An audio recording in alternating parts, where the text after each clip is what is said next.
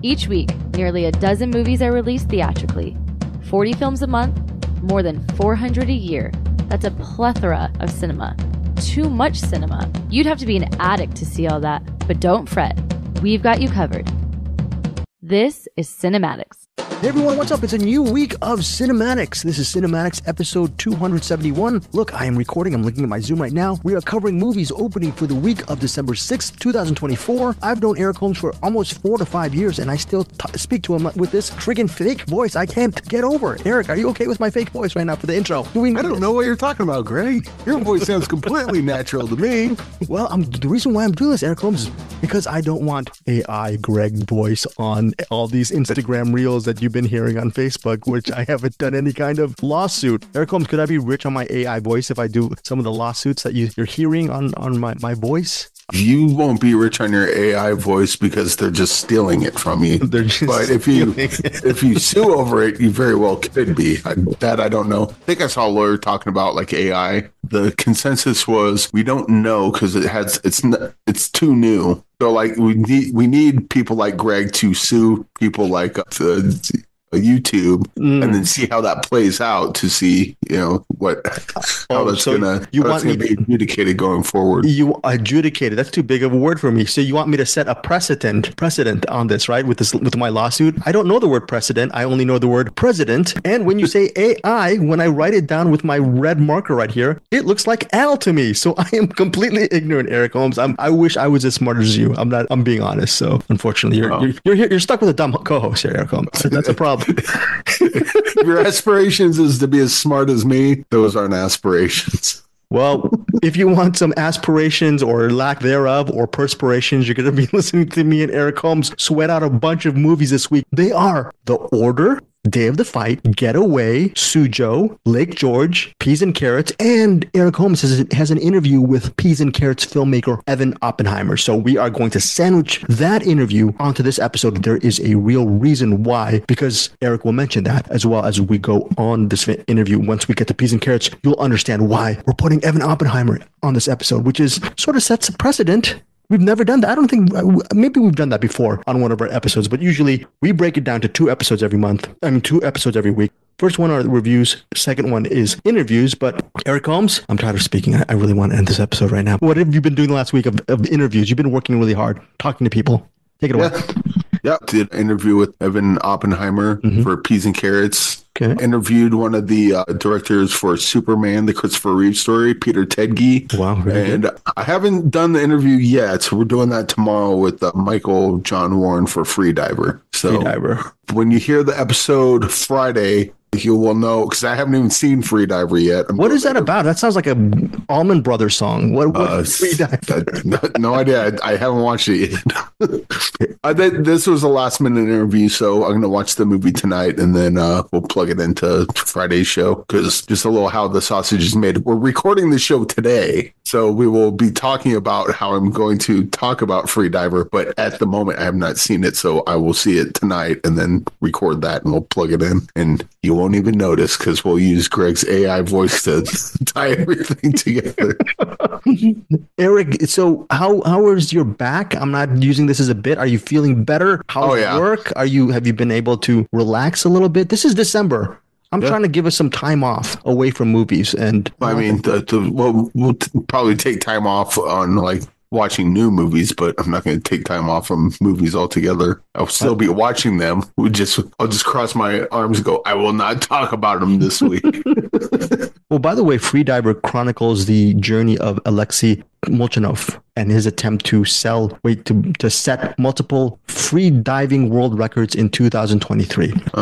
Look how efficient I am. I'm reading from my phone. I'm reading from IMDb. The plotline for Freediver, the movie, is on digital December 7th, I believe. And it's horrible that I had to do that because I actually watched the movie, Eric. Here's a twist. I watched Freediver. I watched it. It was really good. I'm really excited to hear it's about the world of freediving through the lens of that guy, Alexei Molchanov. Very interesting story. There are some spoiler stuff that you don't want to give away when you do the intro for our CinemAddicts episode part 2, by the way, just when you see it. Yeah.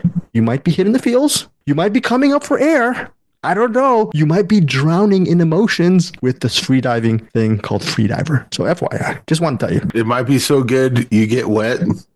Oh yes, a family show. Wet as in like wet from the water, right? Right. Here it comes. Yes, sir. Or yes, from sir. my squirt. Okay. So what do you want to plug? Eric Holmes, the greatest showman on earth. Is there something to plug with CinemAddicts? Your work? What are you doing? What should we promote?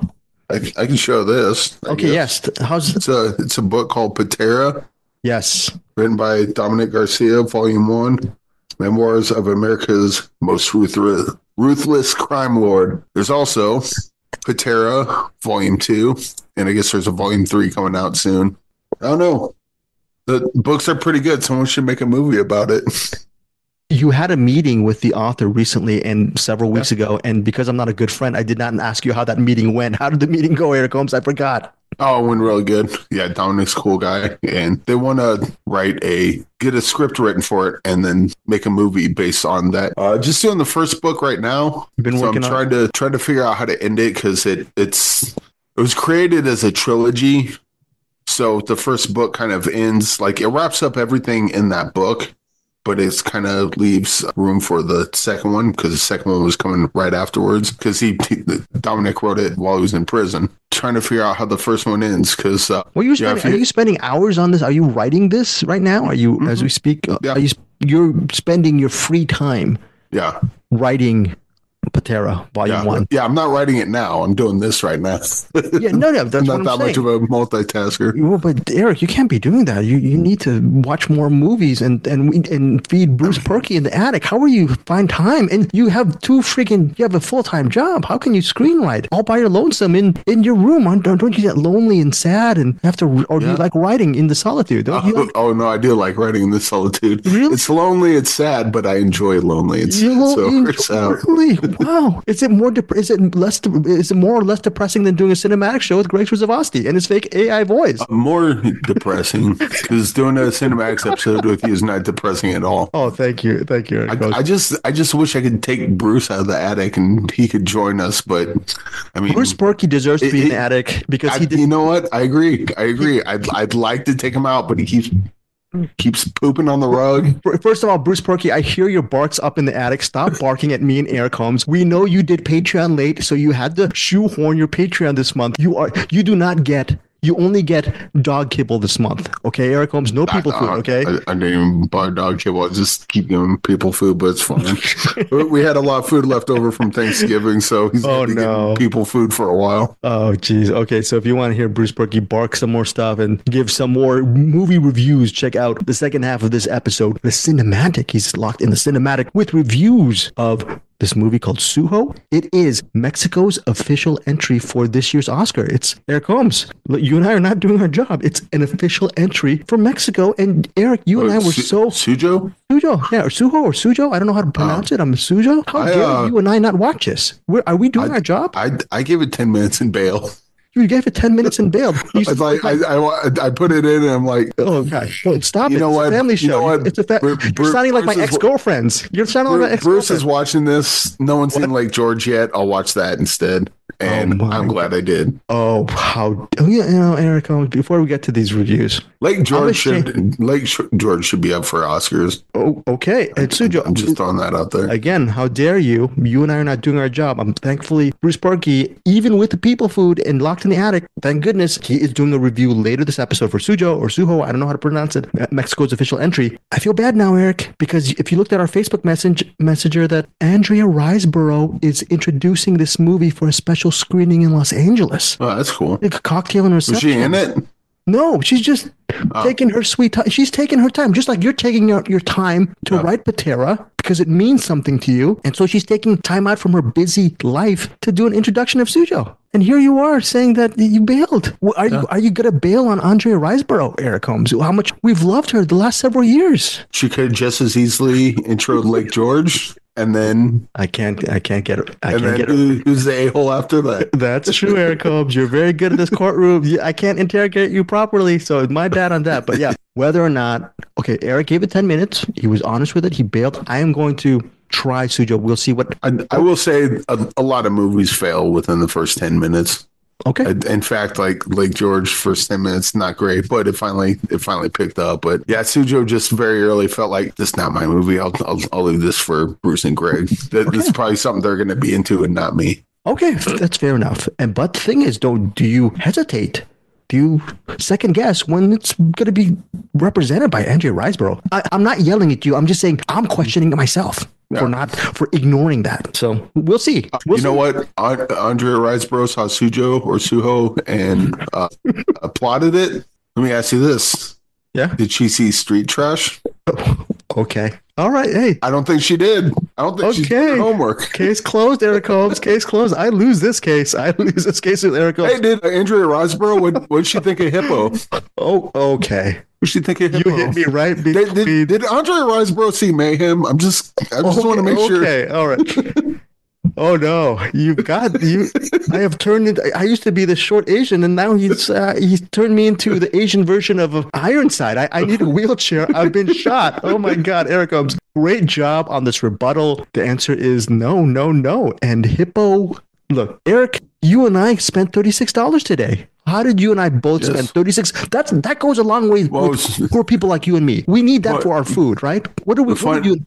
Yeah. The funny thing is, it was like $36. It was on sale for $27, and then you buy it, and then there's like a bunch of like service charges, which just brings it right back up to what it was originally. Yeah, it's shipping, and for being a total jack-a-mole, so it's like 36, right? 36. It's like, no, it'll be 27. You click on it, total $36. What the hell are we doing here? What did we spend our hard-earned money for, Eric? Hippo is being released on Vinegar Syndrome, and Pita Beta will be excited to know that I spent the extra for the limited edition slipcover. Oh, Peter Beta from the chairman over at Middle Class Film Class. Yes. If you have any additional slipcovers in your DVD Blu-ray library, we will leave a link where you can actually tell it. Well, we'll leave a link on our show notes right now where you can send slipcovers all to Peter Beta because he's a huge fan of slipcovers, correct, Eric Holmes? Actually, I think he would love it if you sent slipcovers to him and then you could just tear them in half and throw them in the trash. One thing we will not throw in the trash is Eric Holmes and I are both excited for this limited edition from Vinegar Syndrome for Hippo. Yep. Eric Holmes and I will say this right now, we do not know what our top 10s of the year is. Bruce recommended Hippo, but he did not love it as much as me and Eric Holmes. He gave it 3 stars. Eric and I gave it 5 stars. Can we safely say that it's in our top 10, each of us, right? Hippo? Oh, yeah. Yeah, probably be in my top 5. Right. I told Eric Holmes about this news about Hippo. Immediately clicked on $36. He's in debt. I mean, not in debt, but he spent $36 immediately. I spent $36 immediately. If you can find it, there's only some 600 copies left of Hippo on Vinegar Syndrome. Limited edition. When I clicked on it, there were 699 copies left, so it's 69.9. Right. Maybe if you get it later, you can get it when it's at 669. Yes. Or 666 or way down when do the orders stop at 6? Yeah, do the orders freeze at 69, Eric? Yeah, they stop selling them then. Okay, so you can buy the 70th copy, you cannot get the 69th copy. They're like, nope, no more. For more information, go to Vinegar Syndrome, go to hippothemovie.com or hippomovie.com. I don't know. I forgot the website, but we both... It was on Vinegar Syndrome's website. Yeah, so check it out. Eric and I both love it. We're not going to pitch it again, but it's just a layered film. And I will, just not this episode. And just not this episode. We both love Hippo. So enough said of that. Also, finally, for our Patreon this month, we're going to do just a little bit earlier this month. We're going to record the week of December 18th because Christmas and New Year's are here. And usually, I'm trying to copy the Film Vault. They'll have best ofs, right? They do best ofs of the year. And we haven't done best ofs or wrap end, year end kind of stuff that much. We did it on First 5 last year. Oh, right. We did that. Yes. Over with Jason Kleberg. We love that guy. But this week, I'm thinking maybe we'll get a little bit of a vacation. Little vacay. Yeah. We haven't had a vacay at all, right, Eric? No. Are you okay with that? 1 week when we don't have to do anything, I'll just air something. I think what we decided off air is to record 2 things the week before and just hang on to the second one and just release it the following week. So yeah, that's how we're gonna do it. You will hear us every week, but there will be 1 week where we're like, haha, we already recorded that and they don't know. It's called cheating the game, folks. We deserve that vacation. But also, as far as our CinemAddicts Patreon community, December 18th, we are covering the year 2004. We have not reached out to our Patreon community for movie pics as of yet, but fellow member Ryan Smith has a couple of ideas for 2004. Birth, a movie I love. The Woodsman, a movie I love. And a film called 3 Iron. I'm assuming Eric probably saw it. I have not seen 3 Iron yet. I haven't heard of it. Yeah, 3 Iron's completely new. Okay, thank Woodsman, you, Ryan Smith. I saw Woodsman when it came out. That one was really good. Yeah, it was, but that one's tough to talk about just because of the subject matter. Kevin Bacon, yeah, right, of course. Very interesting movie. That's a very underseen movie. So we'll see. I mean, if that ends up being one of them that we got to watch, that'll be an interesting one to revisit. Okay, as with Birth, yeah, those are both great picks. But we'll see what they end up being. But we'll see. Last month it was Steven Schrock. Maybe this month it'll be Ryan Smith. If you're a Patreon member for the $5 catch-all fee, you get to help us pick what are the 2 movies me, Eric Holmes, and Bruce Purkey will review this month on Patreon. Okay, before we get to our movie reviews, finally, Eric Holmes, you know what I did before I pressed record and I said, "Hey, video is processing." What video do you think it's processing? You poop in your pants. Probably not. That's a very interesting graphic, but it's still a family show. We can still say that. Yes. See, yeah. Oh yeah, the kids love that joke. Kids love the poop and fart jokes. No, I was doing a very quick 20-minute. It's not episode 1 of the Junketeer. It's I'm going to put episode 0.5. So I have an episode 0, episode 0.5 of the Junketeer. It will be in your Patreon and Apple Podcast feed later this month. Not later this week. Actually, later this week. So some just definite house cleaning for Cinem-Atticts. And yeah, I'm excited for this mini episode of the Junketeer. I talk about my press junket experience for this movie called Hello, Love Again, Eric Holmes. It's a Filipino movie. I was able to interview some Filipino movie stars, and that interview got us the most ever views we've received on our YouTube channel, our Deepest Dream YouTube channel. Huh. 55,000 views. So not bad. I'm glad I could be a part of that. No, you are a part of it, Eric Holmes. We all 20 years late. 20 years late. So, but it's interesting stuff. I talk about my behind the scenes interview day with them for episode 0.5 of the Junketeer. Episode 0 of the Junketeer, actually, which is only audio, details my life before doing CinemAddicts and having a website and my life in the 90s, how I got started in this interviewing movie review business. All right, so that is it. Let's get to movie reviews. Eric Holmes, what do you want to start off? I'm looking, there's a movie called Getaway, which I did not see, but Bruce Purkey immediately said this is a big surprise for him for this week. He really enjoyed it. Eric Holmes, what do you want to tell us about this movie? It stars Nick Frost. It is written by Nick Frost. It's directed by Stefan Hars, and it's in theaters December 6th. Take it away, Eric. I will leave it at that.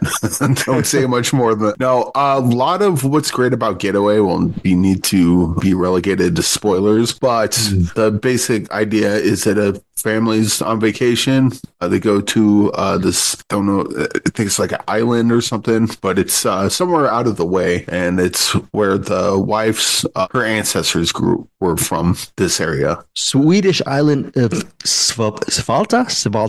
There you go. So it is an island. So they go to this island. The wife's, she's got family history there. They're trying to get to a boat to get to the island. That proves, they have a little trouble getting there. And before they go there, they stop and get something to eat. And they're telling the guy at the restaurant about it. And he's not impressed with them to begin with. But when he hears about the island, he's like, don't go there.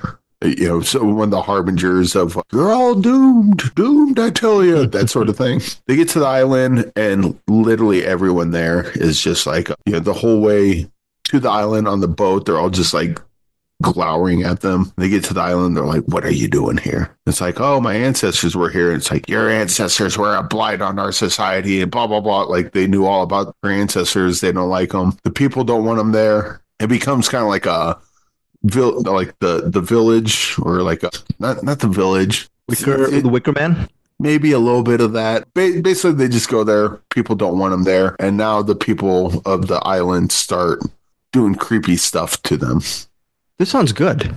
It is. It's this really sounds good. Also scary. It is, but also with the people on the island, normally in a movie like this, you just follow the family. And then the people on the island do scary stuff, but you never see what they're up to. You only see them when they pop out of the shadows and like try to grab them or do whatever. This one gets a little different because it follows the people on the island. So you get to get really familiar with what their motivations are, why they don't like them, why they're worried about them, that sort of thing. When they're scheming stuff, you know it ahead of time, and then you get to watch it play out. But that's not what I can't talk about. There's a bigger picture to this entire thing, and that would have to wait for spoilers. But overall, this starts as a movie that you've seen 100 times before, and as the movie progresses, it takes different turns or does different things that movies like this don't normally do. It's pretty refreshing to watch. Oh, wow. So it kind of opens up the playbook. You mentioned the whole idea, but you get to know the motivations behind some of the inhabitants of the area, which is really cool. So that element worked for you as a story, that story part. Wow. And then you also get to see that, like, the some of the people are just like, oh, we got to do this. And then you see pushback, and then you get to watch, like, a pushback within the ranks of the bad guys. The old lady, she's kind of like the de facto leader of all the islanders, and she's kind of on the level of Miss Carmody in The Mist. She's got kind of that kind of, not really, she's a different character, but she's got that kind of, I don't know what the word I'm looking for is. Presence, gravitas. Maybe kind of presence. Like she just kind of jumps off the screen. Like she's a great villain. She's a great character. And I do not know who was playing her, but she was fantastic. Okay, I thought to look that up. Okay, but so anyway, whoever was the old lady, the leader, she's fantastic in this. With the genre of the movie, is it horror thriller genre? Is it? Oh yeah, definitely that. Oh, so no dark comedy. It's not dark comedy at all. It's just horror. There's some dark comedy in it for sure, but I wouldn't sell it as that. How about because when you sell something as a comedy, people expect a laugh a minute. Fair. You're not going to get that in this, but you are going to get some genuine laughs out of it. But I wouldn't sell it as a comedy any more than I would sell High Fidelity as a comedy. Gory horror thriller? Or no? Well, there's definitely some gore in there, but again, not a ton. Just kind of as much as it needs. It's kind of sort of a genre bender for the most part, like as far as tone goes. As far as story, it's pretty much fish out of water. Things out of water don't like the fish. They want it to go back to the water. Okay, and the things you can't mention spoiler-wise, did it surprise you? Did it please you? It surprised the hell out of me. I was like, wait, what? Okay, and that took on a whole different turn. And there's some, because Bruce kind of gave his thoughts in the messenger when we were talking, but I took a different approach to that. Okay. Or I saw that exact same thing, but from sort of a different angle, and to which I think this movie could be. This movie could further exacerbate current bad ideas. Oh, okay. Fair. And that's not the movie's fault. That's the fault of the people watching. But it'll be one of those things where some idiot watches this and points at this movie and goes, see? You see what I'm talking about? All right. This is very interesting. Okay. Yeah. So, but without saying what that twist is, I can't really get into it. But it's a pretty great movie otherwise. I'm missing out, huh? I would say so. Okay, so that is Getaway. It's in theaters December 6th. Eric Holmes, what is your rating? I kind of want to go 5, but I'll go 4.5 for now. And this one's got room to grow. Ooh, okay. But it's that twist. Like the twist is really good. And I think from Bruce's point of view, what he thought of the twist, like he's got, I think Bruce has a completely different take on that than I do. And I think both ideas are correct because you can read them both the same way. And actually, I think that difference in opinion could also lead to some interesting discussion. Okay, so that is Getaway, 4.5 stars from Eric Holmes. Again, in theaters, December 6th. Eric Holmes, were you ever a fan of this series called Boardwalk Empire? Never seen it. Great series. It starred Michael Pitt, Steve Buscemi. There's also Jack Houston in it. The reason why I say that is Day of the Fight. It stars Michael Pitt. It's written and directed by Jack Houston, and it co-stars Steve Buscemi. So, and it also has Ron Perlman in it, John Magaro, Nicolette Robinson, Joe Pesci. Very interesting movie. I think you would have loved it. Problem is, again, I'll reiterate this. Me, Eric, and Bruce, we have about 6 or 7 movies that we have to get to every week. Maybe one of them goes by the wayside, but among us 3, there are movies that each of us have to miss due to time constraints. And I think this is one of the movies that you and Bruce missed, unfortunately, but hopefully one of these days you guys will get to it when it hits streaming. Day of the Fight is a boxing film, centers on a once celebrated boxer pugilist played by Michael Pitt. He is about to fight for the first time since being released from prison. And the movie, Eric, is shot in black and white. It's beautiful looking, and it reminds you, of course, the most popular black and white film is Raging Bull, boxing movie. I thought we were going to say Rocky on a black and white television. Right. But Day of the Fight is interesting because over at CinemAddicts and before that, Find Your Film, me, Eric Holmes, and Bruce Purkey, we all love this filmmaker called, his name's Sidney Lumet. And Day of the Fight reminded me of a Sidney Lumet film, meaning nice. Sidney Lumet, years ago, all three of us, we reviewed that. I think, was it Rod Steiger, the actor? The movie The Pawnbroker. And during my interview with filmmaker Jack Huston for Day of the Fight, I said, Day of the Fight is a type of movie that I could see Sidney Lumet directing in the mid-60s after, let's say, The Pawnbroker. But I think Day of the Fight, if I recall, set in around the 1980s. I'm trying to remember when it was set. And it has that boxer, again, played by Michael Pitt. He has regrets since leaving prison. He's trying to get back with his daughter and his estranged lover, soulmate, played by Nicolette Robinson. And ultimately, it's a simple story. It's Day of the Fight. It looks at the boxer's, what he does during the day leading up to the fight, and then you get into the fight and its aftermath. And ultimately, it's a series of vignettes with him talking to his boxing manager, trainer, played by Ron Perlman, his father, who is sort of a jerk, a pretty big jerk, played by Joe Pesci. He gets to reunite with his former soulmate, played by Nicolette Robinson. So John Magaro plays his childhood friend, who's now a priest in the neighborhood. So it's one of these films where it's a simple story, but if you're a fan, I don't know if you're a fan of Michael Pitt, he's a great actor, and he's just really fantastic in this movie. And it is a shame. It's one of my favorite performances this year. I don't know if it's going to get a ton of awards love, but it definitely, because it's such an indie film, but I really loved everything about Day of the Fight. The ending is pretty resonant as well. And Jack Huston, who is known mainly as an actor, and he comes from that really royal line of the Hustons, right? So there's a great Angelica Huston, and obviously there's John Huston, the big one of them all. He was the guy, he was one of the vampires in 30 Days a Night, wasn't he? Or am I thinking of someone else?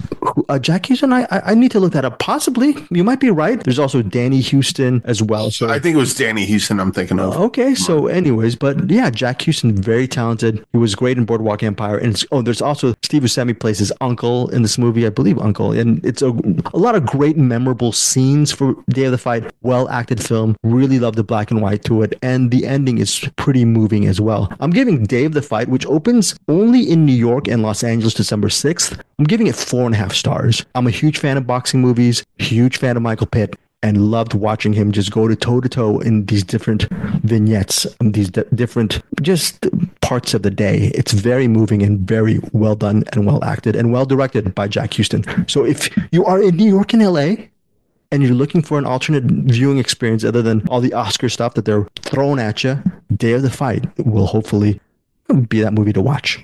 Okay, so that is my review. And one more before we get to our, I guess, a review that Eric and I will do together. Eric, what do you remember from Nitram? Do you remember Nitram, directed by Justin Kurzel? You and Bruce saw it. I still haven't seen it. That was one that was Caleb Jack Landry Fitzpatrick. He normally gets movies late. The movies that we talk about, he usually gets them late. But that was an Australian movie, I believe, about Australian tragedy. And so he got that. We heard him talking about that, and they got that first. So we were waiting for that. So that was a rare Fitzpatrick recommendation from Let's Crash This Parade. Yeah, Justin Kurzel was a filmmaker behind Nitram, and I believe Eric Holmes and Bruce Purkey both highly praised that movie. Kurzel's back. Please don't say enjoy it. Did not enjoy it, but it was a very good movie. Very good movie, headlined by Caleb Landry Jones. Now, this time, several years later, Kurzel is back for a new movie called The Order, and it centers on FBI agent Terry Husk, played by Jude Law. He is convinced that a series of bank robberies are the work of domestic terrorists that plan to use the loot to finance an armed uprising against the U.S. government. It's based on a true story. By the way, the FBI agent Terry Husk is a composite of characters, not a real person. But real person, however, is Bob Matthews. He is a head of this racist group called The Order. And Bob Matthews, played by Nicholas Hoult, is leading this group to this possible military uprising. all-white military uprising, and who knows what's going to happen. I'm not going to spoil it, but if you look at the events of The Order on Wikipedia or however you find it, you're going to realize this story was, my goodness, there's a lot of stuff that happens in The Order. It is a top-line crime thriller based on a true story. Co-stars Joni Smollett as a fellow FBI agent who helps Terry Husk in his investigation of this group. And also Ty Sheridan. He co-stars as a person who lives in the area, and he's a police officer who has a lot of morals and is determined to take this group called The Order down. Again, it's directed by Justin Kurzel from NitRam, and True History of the Kelly Gang. It's in theaters December 6th. Again, great crime thriller, but I think awards-wise, Nicholas Hoult might get an Oscar nomination for his work as Bob Matthews. He's very convincing, very magnetic. A lot of people are saying Jude Law as well, because you've never seen Jude Law look like this. Terry Husk, he's not the glamour boy, the Jude Law glamour boy from, say, The Talented Mr. Ripley. He is just a guy who has a lot of demons. He drinks too much, and he's way too amped up for his job. There's a bunch of... Jude Law, has he got like a lot of makeup on in this one? No, he probably gained some weight on this, and he just looks a lot older. Oh, you just said he has never looked like this. I thought this was going to be one of those where it's like, the actor's so good, he cannot even recognize him under the makeup, and the VFX artists are like, we did that for you, son of a... No, true. No, it's just a very good and stand-up performance from Jude Law. I'm not good at predicting, but if I were to predict, he definitely deserves an Oscar nomination. I don't think he'll get it, but I think possible Oscar nomination for Nicholas Hoult for Bob Matthews if The Order gets some traction during award season, because really it is a crime thriller, and I don't know, will critics really recognize Nicholas Hoult's performance, because he is fantastic in this movie. That is a huge reason to see this film. My only complaint on some of the backstory, the Terry Husk story and the Ty Sheridan story, was I've seen it before, but still, overall, this is a movie that if Eric Holmes or Bruce Purkey wanted to watch it again, I'd watch The Order again. If this is a first-rate experience, I'm giving The Order 4 stars. Again, in theaters, December 6th. All right, so finally for our features, we're going to get away. Actually, Eric Holmes did get away already. We're going to do a movie called Lake George. Lake George, it stars Shea Whigham. He plays Don, recently out of prison, and he wants some money. And he wants some money from a current crime boss. Not a crime boss, just a criminal, a mobster, played by... He's crime boss, I would say. Crime boss? Yeah, sort of. Enough people he seems to be the head of the snake in this movie. Fair. Okay, so this crime boss played by Glenn Fleshler.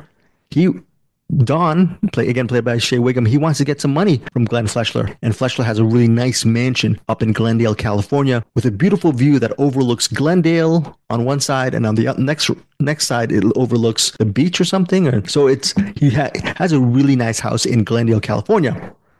It resonates. This Los Angeles set movie resonates with me because when Anderson Cowan was directing his movie Groupers, I remember driving up the hills of Glendale, California, and seeing mansions and being surprised. And I'm thinking, wow, these are beautiful mansions, and up on the hill with these beautiful views. And Lake George is exactly set. One of the scenes is set in that mansion, probably in an area where Anderson Cowan and his film crew shot Groupers some years ago. But yeah, anyways, Lake George is sort of a Los Angeles set modern day film noir, as Don is tasked by the boss who's saying, I'm not going to give you the money back until you do a favor for me, because you screwed up on a previous job that sent you to jail, and I'm not going to give you that money until you put an end. You kill my girlfriend. His girlfriend is played by Carrie Coon. And if Don does not kill the boss's girlfriend, then Don will not get his money. And Don, even worse, will be killed by the boss and his henchman. His henchman is played by Max Casella. Ultimately, Don tracks down the woman. She's,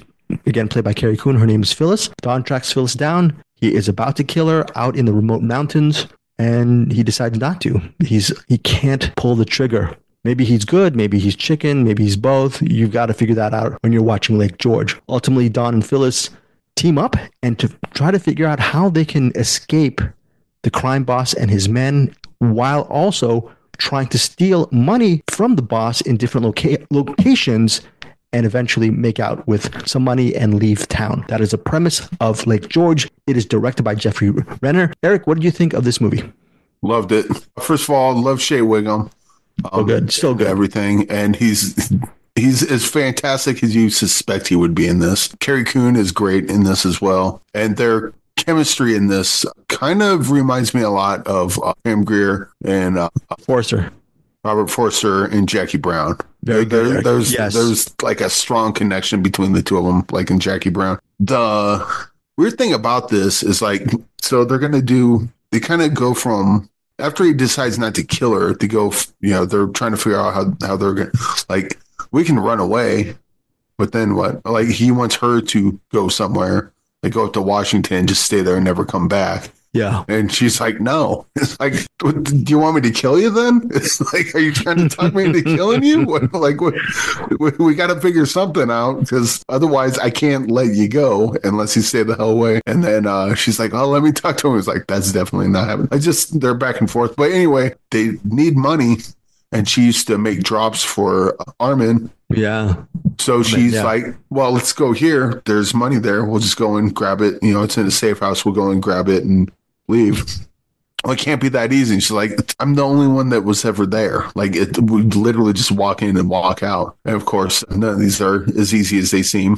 But they keep hitting those up. And then eventually they got to satisfy Armand, because he hasn't heard from him in a couple of days. And so, it just keeps going like that. And it's neat watching their little adventures kind of play out. I would say that the adventures, like their heists, if you want to call them that, they get progressively more difficult, but none of them seem too difficult. So like when they get done, they're like, well, they got away with it. So what could possibly be left? And then the movie always seems to bring up something new for them to contend with. And it's something you would never consider, like, oh, I wouldn't have expected that. But at the same time, it doesn't feel like a Deus Ex Machina. It feels like, oh, of course they have to deal with that now. I just never thought of that. And so up to the very end, the very last scene, and this movie is just fantastic. Hey, can I say this without giving too much away? Knockout final moments makes it elevates it, don't you think? Yeah, it's kind of, I can't even say what it is. But it's, he says a thing, and it's got kind of a double meaning to it. Right. I'll just leave it at that. Yeah, it's a crime thriller. You've seen this stuff before, like Eric Holmes has said, and I'm a huge fan of, hold on one second. I'm a huge fan of pulp writer James M. Cain, or James Cain. Is it James M. Cain or James Cain? But the writer for Double Indemnity. This reminds me of those type of movies from the 1940s where you'd see Fred McMurray or Barbara Stanwyck in a movie like Double Indemnity. So it's a film noir with those film noir 1940s, early 50s references, but it's actually, you don't need those references to actually enjoy Lake George. It's a modern day noirish type of movie, which has actually some comedy in it too. Some interesting. It's got a crime thriller stuff. It's got similar tone and cleverness as like a really great Breaking Bad episode. Yes, because it's like it can get tense and scary. It can get funny and irreverent. Like it just like, imagine the best episode of Breaking Bad. This is kind of one of those, like a 2-hour version of that.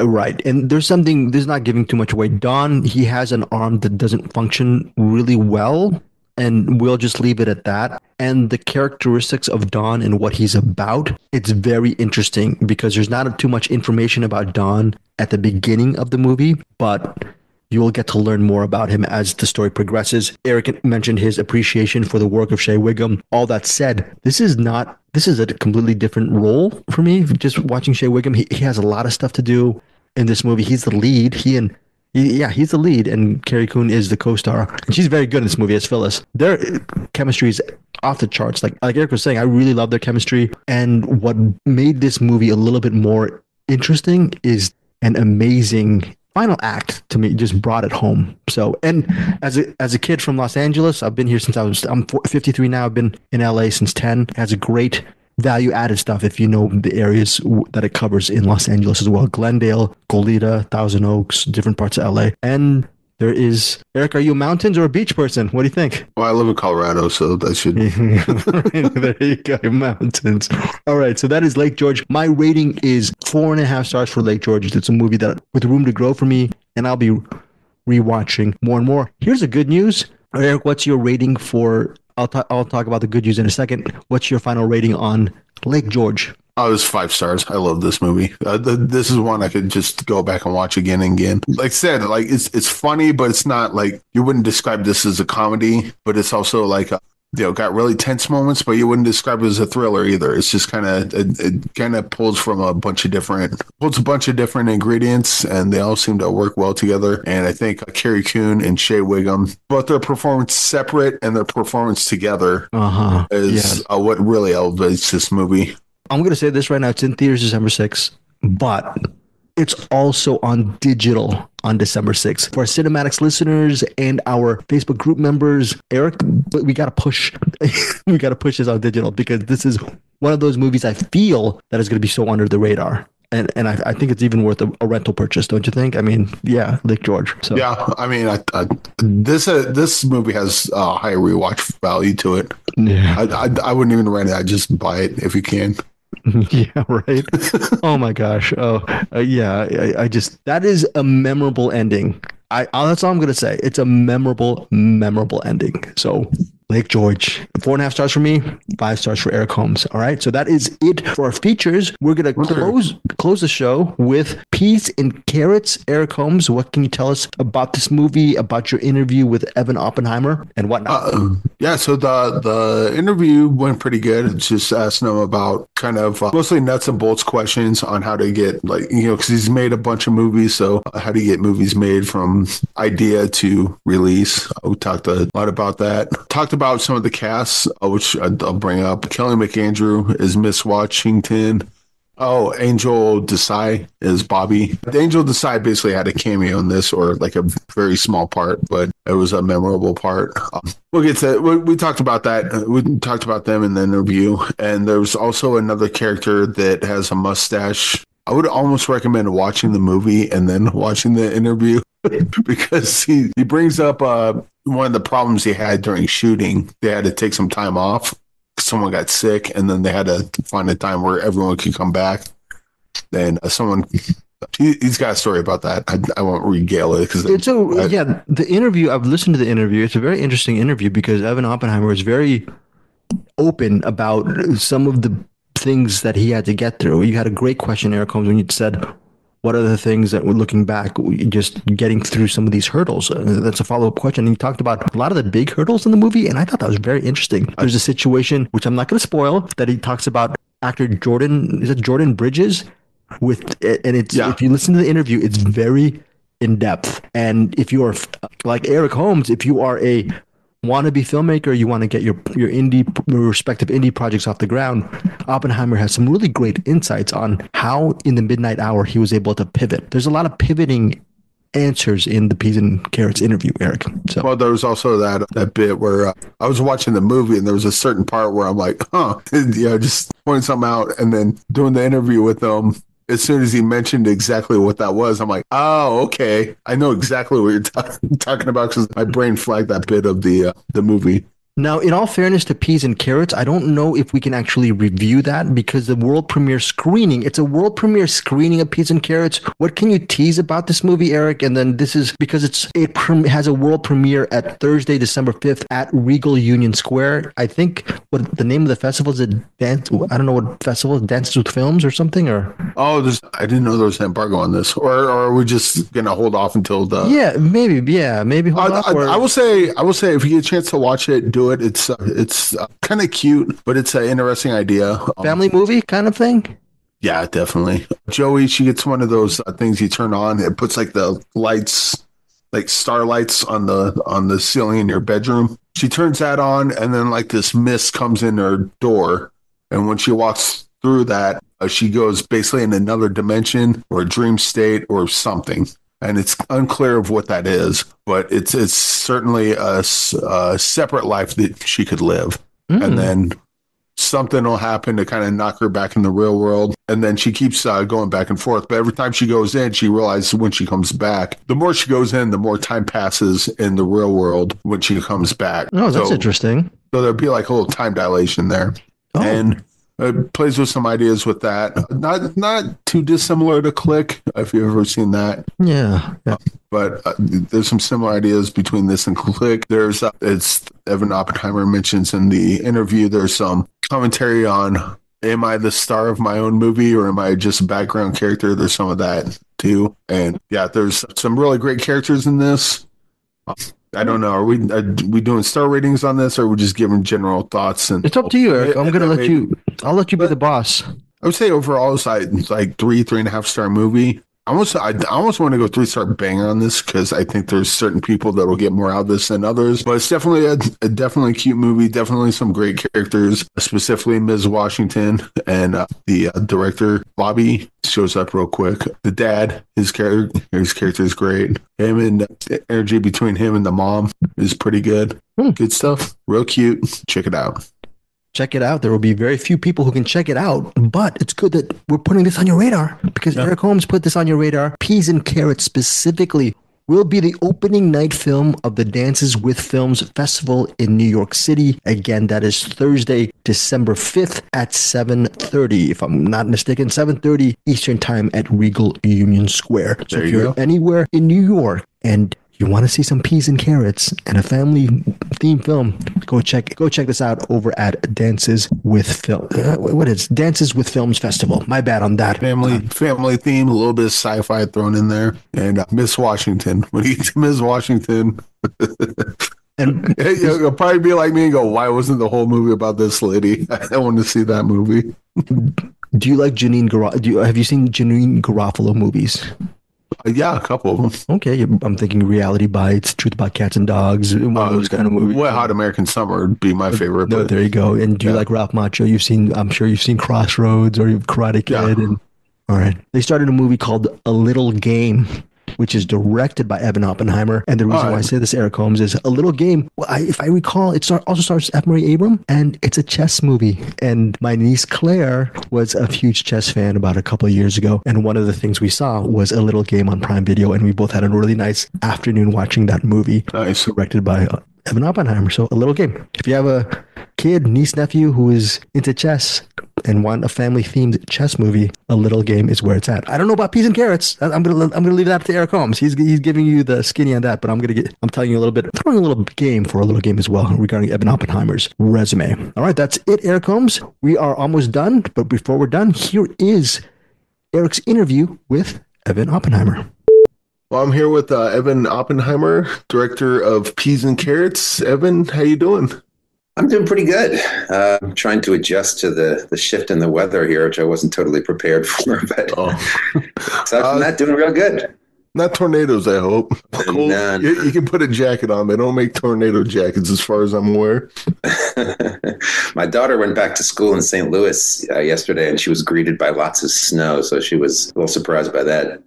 Oh, nice. Yeah. But Peas and Carrots, this is kind of a strange premise. Where'd the idea of this come from, and how did this germinate? So, it's a question you always think about. You don't think about so much when you're making the movie. So this is my 8th movie as a writer and director. And, you kind of just do what comes to mind. And then when it's finished, people are always curious about where the idea came from. And sometimes it's not so clear because you've been working on the idea for so long, kind of hard to think back to the very beginning of the process. But in this case, it's partially about a family in New York. It's kind of, my life is having a family in New York. And I made a movie. This is my second movie. It's kind of about a family in New York, a family with 3 kids and working parents. So that was a big part of it. It's just kind of drawing lessons from my own life. And then the particular thing that happens to the main character, this kind of more fantastical element, I think that came from the idea that, a lot of times when something dramatic happens, we envision our lives as being movies. And if that's so, what makes us think if our life is a movie? What makes us think that we're the star of that movie? It's kind of an arrogant thing to assume that if everybody's in our movie and we're not in their movie, So I guess that was a big part of it. Is just that thought. Yeah, when it got to that part of of this movie, they kind of had that conversation, kind of clicked in my head. I'm like, oh, okay, so I see where he's going here. And then I went back there, becoming the background character, watching the rest of it. But you said you've made a bunch of movies in the past. What's it like, kind of getting movies like this off the ground? 'Cause do you know the movie's going to be made ahead of time, or do you write the script and then try to sell it, or like what's your process like on getting these off the ground? I'm sure everybody's got a different process, so I can tell you what mine is. And what's worked for me is my movies. My first one was a super tiny movie, and it had enough success that it kind of led to my second, then to my third, and inevitably along the line there were bumps. It wasn't a continued kind of bigger. I'm more bigger. I'm like implying that bigger is better. Bigger isn't necessarily better, but it wasn't an unbroken line of successes that made it easy to get to the next movie. But what did happen after a period of time is I had some credibility as a filmmaker. And so I could find people who believed in what I did, who'd seen movies of mine and wanted to be a part of it. So that's how I do it now, is I work with producers who, have enjoyed my earlier films, who know that I give them a shot at two things. And the two things are being a part of a worthwhile project. I think everybody wants that because it's so much effort and so hard to do. And the second thing is, when you're dealing with producers, is give them a shot at making some money. Obviously, you got to make it clear that as an investment, when you have a list of investments, movies are pretty far down on a list of good investments that are likely to make you money, but they can make you money. And if the filmmakers, at the same time as they're treating it as an art form, treat it as a business, then at least you're giving the people who invested their money, you're giving them the best shot that they can. I think that's all they can ask. Obviously, you're not going to have people invest money they can't afford to lose, because sometimes you lose, it all or almost it all. So people have to understand what they're getting into. But after a while now, I guess people feel like, they feel like my movies are an opportunity for them to be involved in the creation of something good and hopefully make some money while doing it. And from inception to release, I'm sure there's like a bunch of peaks and valleys. What are some things when making a movie where it's like what's the peak there where you're like, yes, this is why I'm doing this, and then what's the valley where it's like, I wish I never had to do this crap again? Yeah.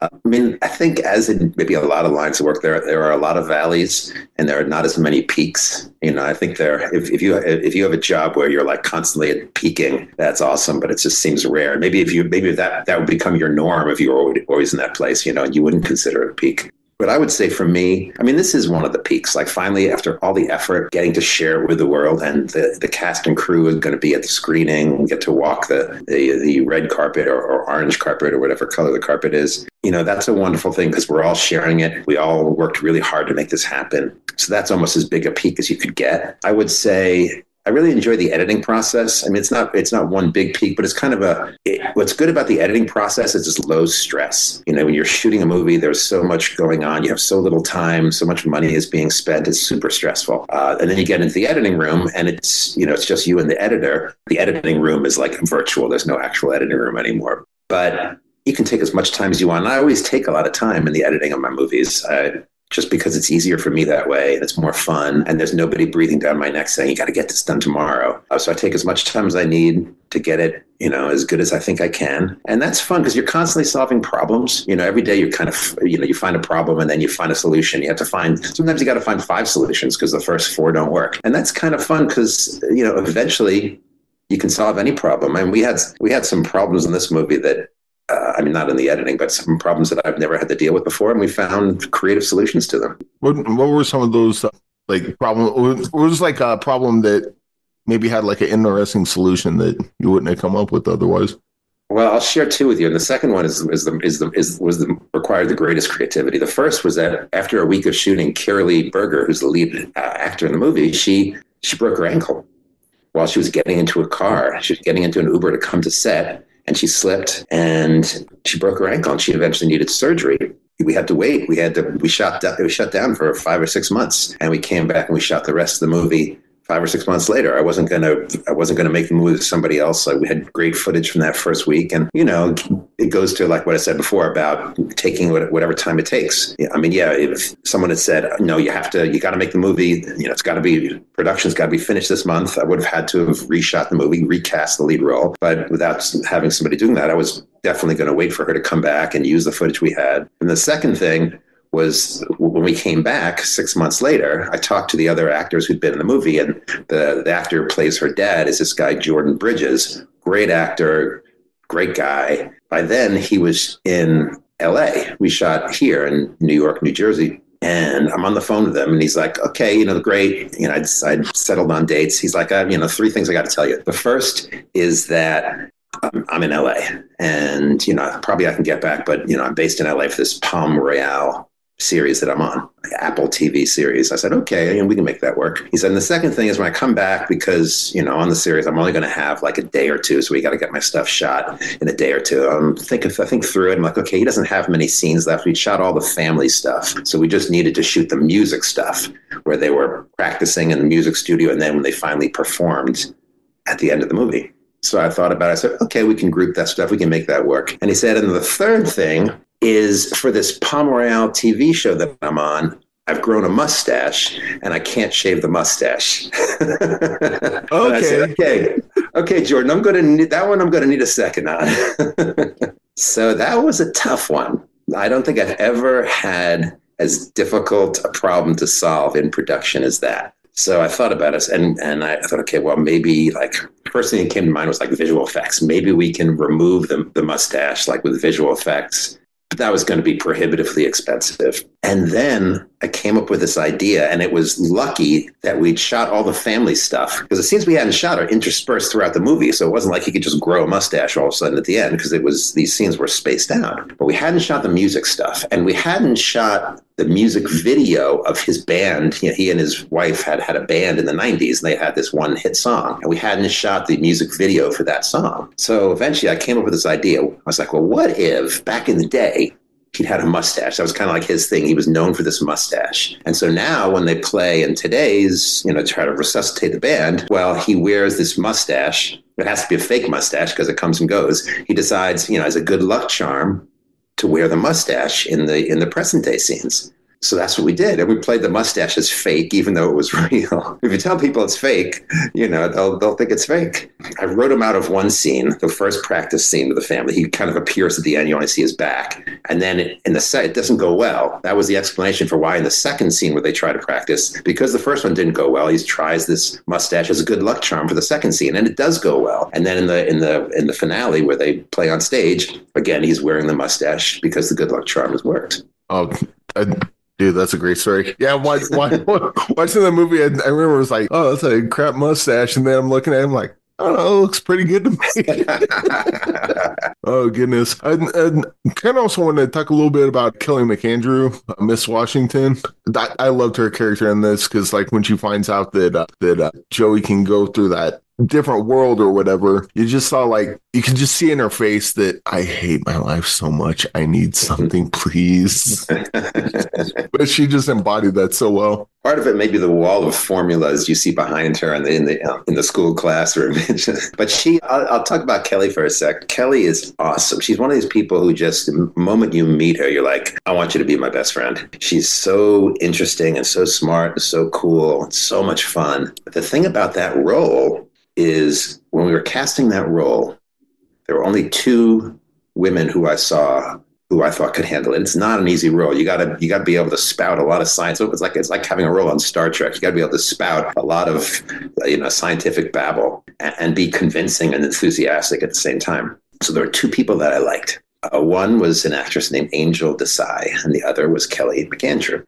So I talked to the casting director, Judy Henderson, and I said, well, these are the 2 I love. And she said, well, Kelly is going off to do a play, so she's not available anymore. And I said, okay, so it'll be Angel. So I cast Angel. Well, then we had that delay of 5 months. And when we came back, Angel was sick, and she couldn't do the part. She really wanted to, but she just wasn't well enough to do it.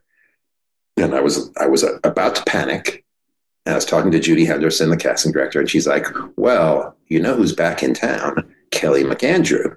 I'm like, fantastic. Is she available? We needed her like the next day. Thankfully, she was available. She came in. She was absolutely fantastic.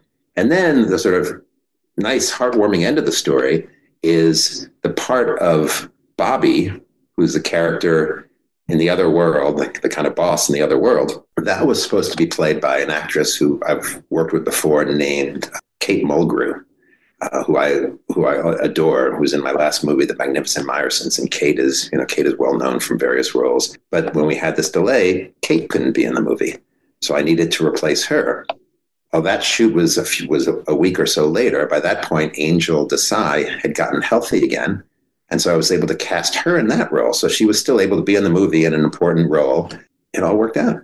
Yeah, and Angel actually had a really great part too of the that whole conversation between her and Joey, and yeah, I mean, there's pretty much great characters all around in this. Thank you. Yeah, the world premiere screening is this Thursday, December 5th, 7:30 at Regal Union Square. And I guess we'll just end on this. I'm just kind of get a movie recommendation from you, but like a movie that's like this movie's real good and no one talks about it, sort of thing. Oh boy, so you're asking a guy who's been tied up and hasn't seen a movie in a long time. I just watched my daughter just watched this movie for class, and we watched it with her. She was home. We watched this movie called Risk Cutters: A Love Story from 2006. Interesting movie. She was watching it for a religious studies class. So if you're interested in a movie that kind of would be of interest to someone with a theological bent. There aren't that many movies like that. So it's a very niche audience. But you know what? If you like theological movies, Risk Cutters: A Love Story. Yeah, that's not a bad pick at all. I remember it came out and it was kind of like it kind of had like a little heat to it, and then yeah, you're right. I just have not heard of it since. So that's a great pick.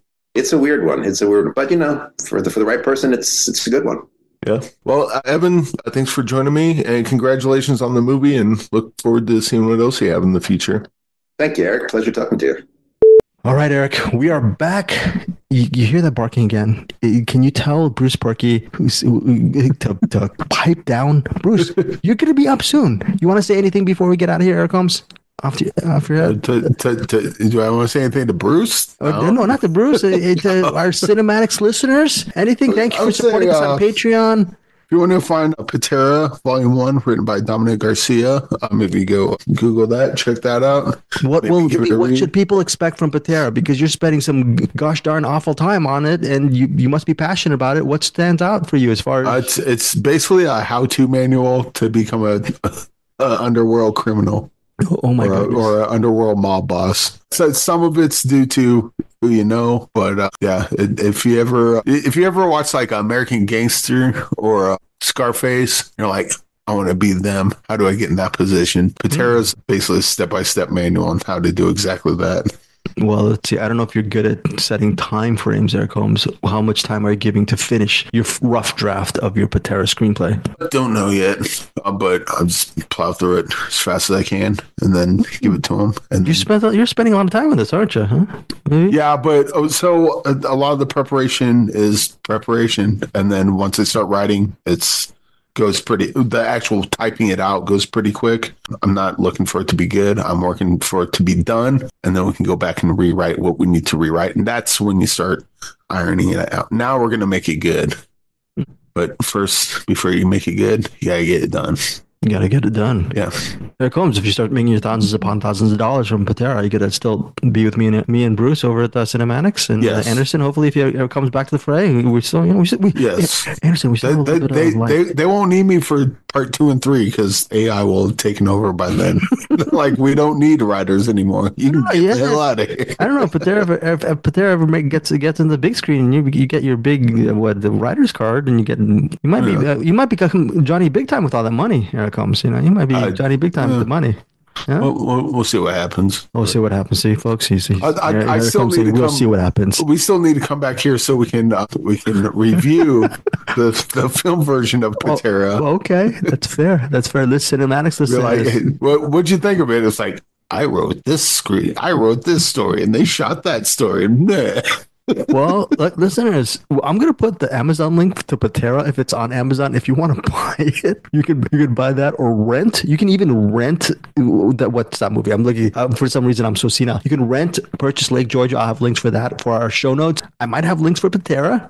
If you want, you can purchase it. And if you read the book and you have problems and don't like it and want to get mad at Eric Holmes for wasting your money on Patera, all complaints must be directed to brucepurkey@gmail.com, right? Or hamslime at erichholmes'email.com. Bruce, the reason why I'm saying this is I know you hate me, but Bruce has been barking. He's been barking the whole episode, and I've been AIing his dog barks the whole episode, and it's getting. How do you live with that, Eric Holmes? How do you live with that? You had the bad back for a couple of weeks, and you had the dog. We had Bruce. Oh no. Bruce's pained moans are music to my ears. It helps me sleep at night. Well, Bruce Purkey, in all seriousness, your music to our ears. And yes, we're so excited to hear your reviews of Sujo or Suho, however you pronounce it, as well as Terrifier 3 and Get Away. Yes, listen to all these wonderful Bruce Purkey reviews over the Cinem-Attic. But before you get to Bruce, of course, here's Claire. Goodbye, everybody. Thank you for joining CinemAddicts. Welcome to the Cinem-Attic, attic of cinema, the attic where I am watching movies on a weekly basis. So last week, you may have noticed, if you are a Patreon, you may have noticed where was Bruce's reviews of Croupier and where was Bruce's review of Chopper. Well, I was about a day late getting them off to Greg, so he said, yeah, just put them on this next week. So if you are listening to the Patreon version of this week's Cinem-Attic, at the end, you will also get my quick takes on Croupier and Chopper. So tune in for that or hop onto the Patreon if you want to hear that. Otherwise, I have 3 movies this week. Well, 2 movies and 1 recommend-ish. First 2, well, the guys have like 7 movies on the list. I do not have 7 movies this week because it was Thanksgiving week. And I don't know. Family, work, all that stuff. I did not see as many movies as I always do. So I did see, though, this week, Get Away. And I saw also, I have to make sure I say it right, Sujo.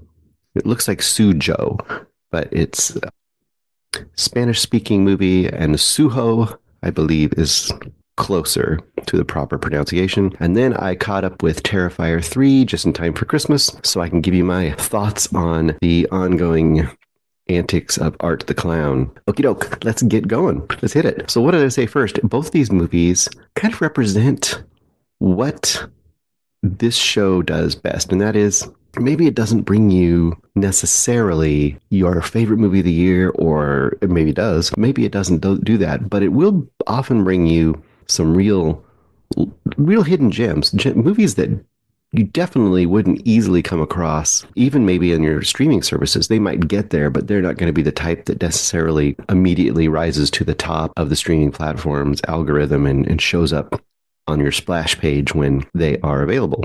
So these are movies that you might think about adding to your list for future watches when they do show up. First up is Get Away, and it's like 2 words, Get Away, not Get Away, but it's a play on the idea of a getaway as well, because you'll see. Directed by Stefan Haars, Haars, so I'm assuming it's a Scandinavian name, which makes sense when you watch this movie. And the basic concept is you've got, well, here's our stars. There's several real recognizable people. You'll go, oh, okay, I know those guys. You have Richard, you have a family. Richard, played by Nick Frost. You have Susan, the mom, Aisling B. You have their 2 kids, Sam and Jesse. They're both pretty older kids. They're like, I don't know, 18, 19, in that area, that age range, 20. Maybe they're supposed to be 17 or 16, but they're not like little kids. You have Sam, played by Sebastian Croft, and you have Jesse, played by Maisie Ayers. They're going to an island called like Svelta, which is in Sweden, and they're going there because they have this kind of this weird festival every year, and it's very like Midsummer Wicker Man-esque festival where this little island of kind of insular Swedish people have this recreation of when the conquering colonial Brits a long time ago had been there and were eventually overtaken and murdered by the the people of the area, and they kind of commemorate this cultural event with kind of a recreation of the event, kind of a stylized folk play sort of version of the events. And I think there was supposed to be cannibalism involved. There's lots of like lore around it, right? And this movie starts out immediately giving you its tone, when the family are just like the cheery British family off to we want to see this quaint Swedish custom, but they've scheduled their bed and breakfast on this island, so they're aware that they're going to stay there, and they have to take a ferry over there from the mainland, all this kind of stuff. And when they're on the mainland, before they go across, they go to some little like a place to get food, and it's immediately the tropes are having their way with us. They're having a lot of fun with the tropes, because immediately you have the old dude in the diner and his wife, and they're like, oh no. No one goes to Svelta, that kind of a thing. It's like the old dude in Friday the 13th or something, like, don't go there, kids. You're going to Blood Lake, that kind of a thing, right? So immediately that they're kind of poking fun at it, that the idea, these movies where it's a strange little town or a weird village where you go there and everyone, peers out of their, windows to see you coming. And what are you doing here? Well, you're not from around here, are you? You strangers don't know our ways, that kind of a thing. And I'm kind of a sucker for those kind of movies. I really like that, the normal, quote, normal white bread, overly pie in the sky or think that everything's cool family arriving in this place where they really don't know anything culturally, and they should see all the signs, but they're just kind of like, oh, that's interesting. Oh, isn't that interesting? Isn't that cool? That kind of an idea. And, they get to the ferry, and of course, immediately you see them getting off the ferry, and they're met by like this whole village of people standing there scowling at them. The old matriarch of the village is like, they shouldn't be there, and so on and so forth. But anyway, they go forth, they get their bed and breakfast. The guy who runs the bed and breakfast definitely seems a little creepy, very creepy. He's definitely like, creeping on the daughter. And there's this hilarious scene where early on they're showing the rooms, and he shows the daughter the room, and he's doing this whole kitty cat thing where he's meowing and just acting like a total pervy guy, but very exaggerated, and she's obviously like creeped out by it. But like I said, it's all played with a sense of humor underneath everything. That alone had me, interested in enough in this movie. It doesn't look like it's going to be anything super special. I'm just going to be like, okay, they're going to get there. Eventually, things are going to get out of control, and the creepy events are going to take full effect, and they're going to have to fight their way out of this weirdo ritualistic folk horror sort of a setting. That's the set. But let's just say it takes a turn of sorts to the last third that I quite appreciated. And Eric, I know he's probably already talked about it. He had some misgivings or some concerns that the turns it takes could be misconstrued and misused by people with, let's say, less than great ideas about, I don't know, peoples from other areas coming to your area. I'm leaving it very vague. He probably already went on about it. I really appreciate actually what it did, because I feel like what it's doing is a little more sly than that. And I don't want to spoil it. I don't want to, give anything away, because I think the turn is very fun when it happens. Quote, fun. But I think the twist that it's giving of sorts is, and I'm saying that and kind of advisedly, because it's not like the classic sort of twist in some ways. In some ways it is, but I think it's really intentional. And I think the misdirect you're getting is really to lead to some highly satirical commentary on kind of different cultures and kind of what we assume as moviegoers, especially with the tropes of this type of movie. So I think ultimately it's a much smarter and more interesting movie than you might think going in, and than I thought going in. And I ended up really quite enjoying this movie. I think it's really a lot of kind of wicked fun. You take it on several levels, or you can take it on no level and still have a pretty good time with it. But I think if you enjoy the other levels like I did, I think you might admire it even more. The one caveat I would have with this movie is this is definitely a movie where you have to turn off your logic brain a little bit. And I'm not able to do that all the time. Sometimes that really bothers me. But there's some stuff in here, if you think about it too much, you will be like, well, wait a second. How did they have that set up? Or how was that planned ahead of time? And it won't quite work in that aspect. But I was able to go past that. I just forgot it and just took the movie on its own terms. I would probably go 4 stars on this movie, but I might go higher. The more I sit with this movie, I'm really enjoying it quite a bit. And I do want to point out, obviously, Nick Frost, and that he's really great. And you've probably seen Aisling in a few things, but Maisie Ayers as Jessie, their daughter, kind of steals this movie, and that I did not see coming, and she was really, really good in this. So enjoy and look for Get Away. The movie name will probably not stick in your head. It is not very memorable. That is a detriment. But the movie itself, I think, has a lot more going for it. A great soundtrack, needle drop in this as well, that could seem on the nose, but actually really works as well thematically. All right. The other one we've got here this week is Sujo. Oh, well, see, I said it wrong. Sujo.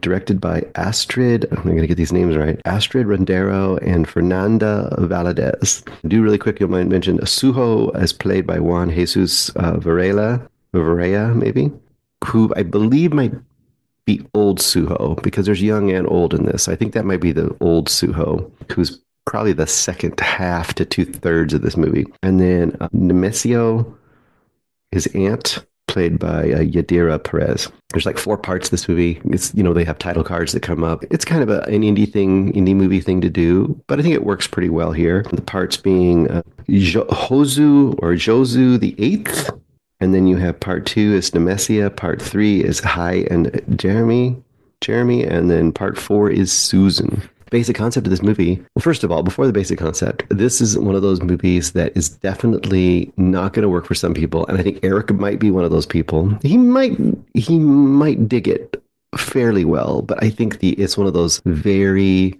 slow-paced, contemplative, gentle, almost like a tree of life level of calmness narratives, dramas that I know a lot of times indie dramas that can drive Eric crazy. I think there's a point to this movie. I think it has a narrative arc and a character arc, but there might not be enough there for people who are more in Eric's camp, and they might be drawn out of this movie, and the pace might hurt their experience. So that's kind of my big warning for people. So I know what you're going into with this movie. But all of that being said, I did enjoy it quite a bit. The basic concept is it starts out with, and I said before, the Josu the 8th. That is Sujo's. I'm going to say these names wrong all the way along. Just to say Sujo and just know it's wrong. That is Sujo's father. And right off the bat, you see him, you get the idea really quickly. He is a Sicario. And they basically live in, I didn't write down the area, but it's one of the areas that's very high cartel activity down in Mexico. And very quickly, you have this scene where Sujo is in the backseat of a car. His dad's there. The dad stops, says, hey, wait here in the car. I'll be back for you. And a lot of times it sticks with Sujo's point of view, whatever's happening. So you see the father walking away. Sujo's still sitting in the car. He's a little kid at that point. It's hot. It's Mexico. And someone has to come and find Sujo and get him out of the car. And basically, at that point, his father's not dead, but very quickly his father is gone. Just gone and dead, and disgraced, because, if you wrong the cartels, they make you disappear pretty violently, pretty quickly. And then you are basically, your name is a traitor or whatever in that area. Lo and behold, because of that, very quickly, people are trying to hunt down Sujo as a little kid. That's kind of the basic part of this movie. And then very early on, he's taken in by his aunt, Nemesia. Did I say her name right? Nemesio. And then the movie kind of becomes her taking care of him as a little kid very early on, and her sister and her little kids, which are the other 2 names that you heard in the names of the parts. So it's kind of like a little kid kind of having to live in a sort of a mini exile. Like they're out in the countryside, not far from the city. But the idea is if they show their face, if he shows his face in the city, he'll be remembered. He is the son of Josu the 8th. He has to basically live this kind of isolated life with just his cousins and his aunts, and out there just living with this kind of legacy. And then it makes this kind of a transition. And as it goes forward, you get a time jump. He's older. He's, like a mid to late teenager, and he's kind of still living in the same place, still living with the same people. He's been isolated this whole time. He's got kind of this legacy. His dad had a car, and having a car is kind of the sign of being probably affiliated with the drug cartel in the area, because it's a very poor area. And the car had just been kind of left off in the bushes as kind of his legacy, right? That's all he has from his dad, pretty much. And immediately the idea behind this movie is, can you escape? Can you overcome? Can you become something different with such a notorious lineage behind you. When everyone knows your dad as essentially a villain and a disgraced villain, a traitorous villain to that area, are you destined to become that? Is that what you have to become? And this movie very, very, I think, deftly kind of just watches Suho wrestle with this and just kind of work his way to see where he can go with his life. And it goes through several phases, which I won't go into. You kind of discover those as they happen. Oh, you do discover. I know early on I was wondering, like, why is his dad called the Eighth? What's that thing about the Eight? And you discover that. Once again, this isn't a spoiler. This is just an explanation, which I thought was kind of helpful to know up front, because one of the young men he knows when he's, in his teens gets a tattoo on his chest, and the tattoo he gets it's a number. It's like, I don't know, 28th to 34th, something like that. And the number is basically what the cartel considers your level of fierceness. So it's kind of not only your tattoo kind of says, you are now one of us, you are marked, you are kind of accepted as a person in this group.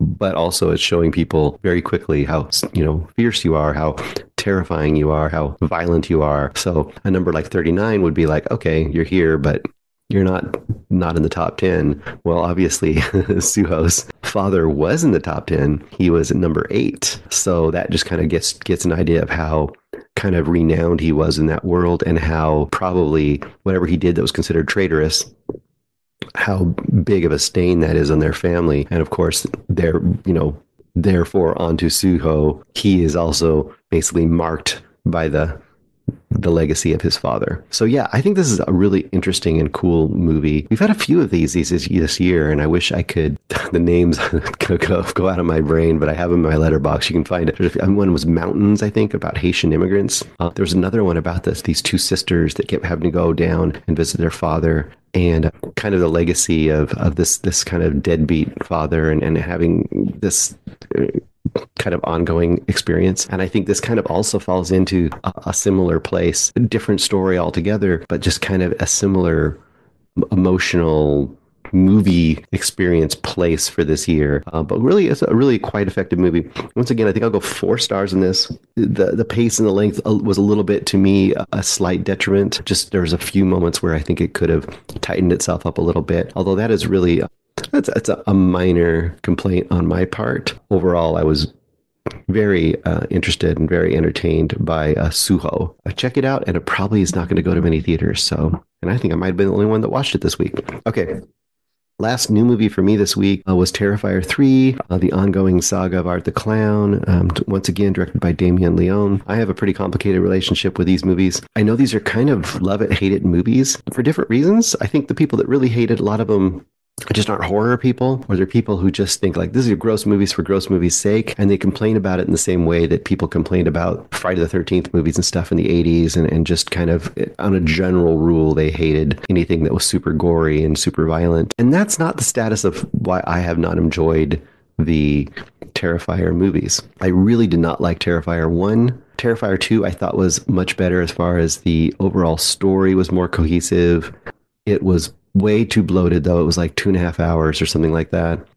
But I really appreciate Damien's visual aesthetic. Like the look he gets for these low budget movies are really vibrant, and he gets a look it just looks much richer, I think, than its budget. And of course, the gore effects are pretty incredible and top tier for practical gore effects in movies in this era. So I go into every movie, and I didn't like it that much though. And I go into every movie kind of hoping, like, interested, loving the look, liking the basic character of Art, and hoping that the movie will be better. And this movie is basically more of the same. So if you loved 1 and 2, you'll love 3. If you hated them, you'll probably hate 3. The reason I don't like it, I think, is probably different than what a lot of people don't like. So I'll give you kind of my basic experience with Art the Clown and the movies, and why I don't like them.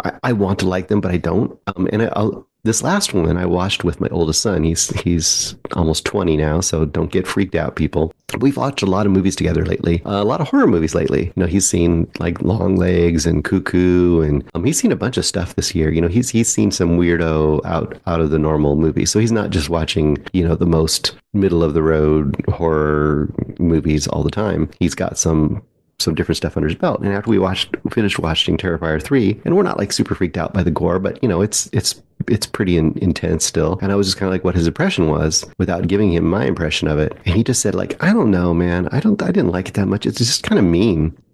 I just don't know why it was so mean. And I was like, yeah, that's exactly what I think.